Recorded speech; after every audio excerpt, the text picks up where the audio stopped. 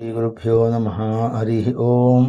गणानां त्वा गणपतिं हवामहे कविं कवीनापमश्रवस्तुं ज्येष्ठराजं ब्रह्मणान् ब्रह्मणस्पद आनसन्मन्नोतिभिः सीदसादनं प्रणो देवी सरस्वती वाजयभिर्वाजिनीवती धीनामभित्र्यवतु।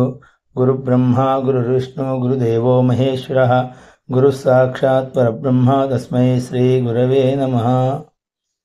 సమస్త సనాతన భక్త మహాశయులకు, సనాతన ధర్మం పాటించే వారందరికీ మరియు సకల విద్యార్థులకు, నూతన విద్యార్థులకు వీరందరికీ అదే ప్రకారంగా ధనధాన్య సమృద్ధి కోసం చేసే పూజలలో ఈ విధంగా చేయటం వలన మనకు చాలా బాగుంటుంది. దీన్నే వసంత మాస ఆరంభం లోపల అనగా సూర్యుడు మకర రాశి వచ్చిన తర్వాత వచ్చే పంచమే.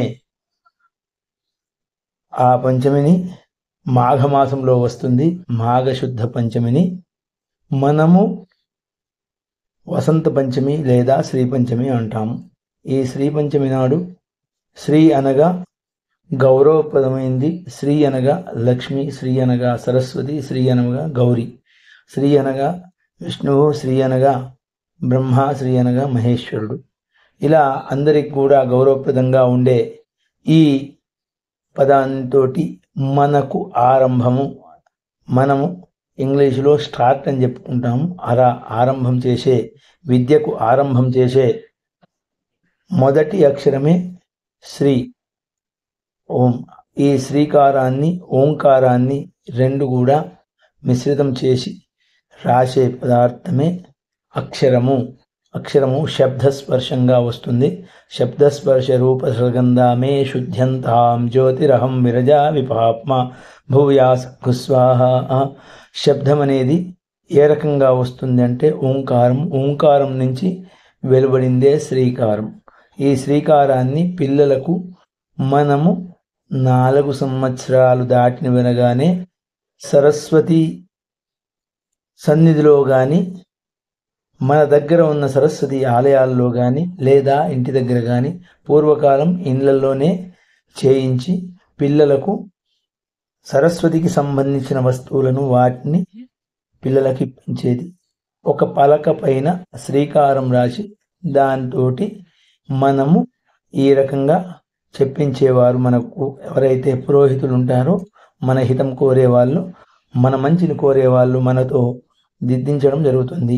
ఆది గురువు తల్లియే కాబట్టి ఆ తల్లి, తండ్రి వీరి తరువాతనే మనకు విద్య నేర్పే గురువు. ఆ విద్య నేర్పే గురువు రాయించేదే శ్రీకారము. ఓం నమ శివాయ సిద్ధన్నమః అనే అక్షరంతో ఈ వసంతమాస ప్రారంభ పంచమితోటి మనము పిల్లలకు అక్షరాభ్యాసం చేయించడం విశేషమైంది. వారి వారి పురుషత ప్రకారంగా, వారి వారి తీరిక ప్రకారంగా వారు చేయిస్తున్నారు. ఇది చాలా విశేషమైంది అక్షరాభ్యాసం చేయించడం. అలానే సంవత్సరంలో 3 నుంచి 4 రోజులు మన శక్తిని అనుసరించి మన దగ్గర ఉన్న ధనంతో మనము బంగారాన్ని కొనుక్కొని దాన్ని కూడా పూజ చేయాల్సి ఉంటుంది. వసంత పంచమి నాడు దేవుడి దగ్గర పెట్టి నమస్కారం చేసి ఈ విధంగా ప్రార్థించాలి. శుద్ధలక్ష్మి, మోక్షలక్ష్మి, జయలక్ష్మి, సరస్వతి, శ్రీలక్ష్మి, వరలక్ష్మిశ్చ ప్రసన్న మమ సర్వదా అనే శ్లోకం ద్వారా మనము ఆ లక్ష్మీదేవిని ప్రార్థించాలి.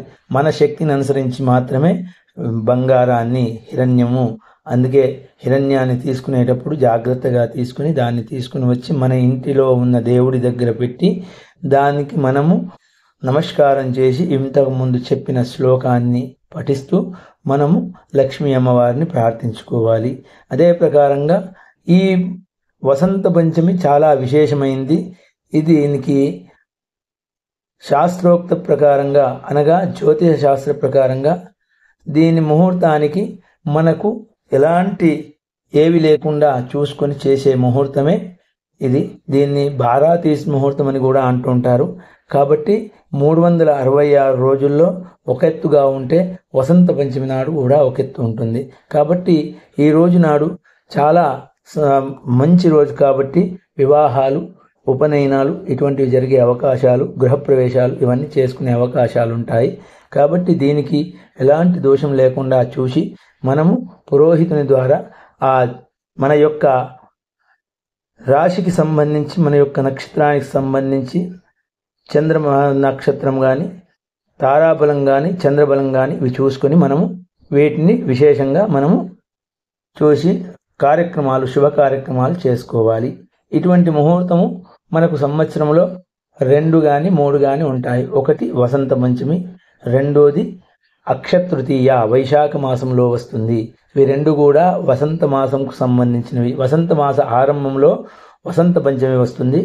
వసంత మాసము చివరి లోపల అనగా వైశాఖం లోపల వైశాఖ శుద్ధ తృతీయ, దాన్ని అక్షతృతీయ అంటారు.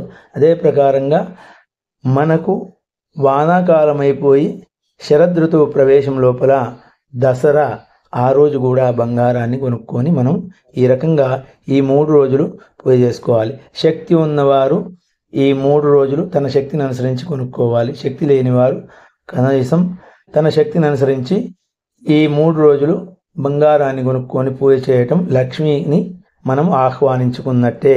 ఎందుకంటే దీనికి చెప్తారు, లక్ష్మీం క్షీర సముద్రాయతనయాం శ్రీరంగధామేశ్వరీం. ఆ రంగధాముని యొక్క భార్యగా ఉన్నటువంటి ఓ లక్ష్మీదేవి, నీవు నా ఇంట్లో ఉండుమని చెప్పి ప్రార్థించే మంత్రమే. కాబట్టి అటువంటి దాన్ని మనం ఉచ్చరిస్తూ మనం చేసుకోవడం విశేషమైంది. అదే ప్రకారంగా వివాహ సమయాలకు కొత్త వస్త్రాలు కొనుక్కోవడం కానీ, ఆ తర్వాత వివాహ ముహూర్తాలు పెట్టుకొని వివాహాలు చేయడం కానీ, గృహప్రవేశాలు చేయడం కానీ విశేషమైంది. యజ్ఞయాగ క్రతువులకు కూడా చాలా విశేషమైంది. జ్యోతిష శాస్త్ర ప్రకారంగా వసంత పంచమి చాలా విశేషమైంది. ఈ వసంత పంచమి నాడు మనము అనేకమైన శుభ కార్యక్రమాలు చేసుకోవచ్చును, కొత్త వ్రతాలు పట్టుకోవచ్చును. అదే ప్రకారంగా వివాహాది శుభముహూర్తాలు చేసుకోవచ్చును. ఇటువంటివి చేసుకుని అందరూ కూడా సుఖశాంతులతో వర్ధిల్లుతూ ఆ భగవంతుని యొక్క కృపకు పాత్రలు కావాలని కోరుతున్నాను. ఓం స్వస్తి. స్వస్తి ప్రజాభ్యః పరిపాలయంతాం న్యాయేన మార్గేణ మహిమహేషాః. గోబ్రాహ్మణేభ్యः శుభమస్తు నిత్యం. లోకాः సమస్తాः సుఖినో భవంతు. ఓం స్వస్తి.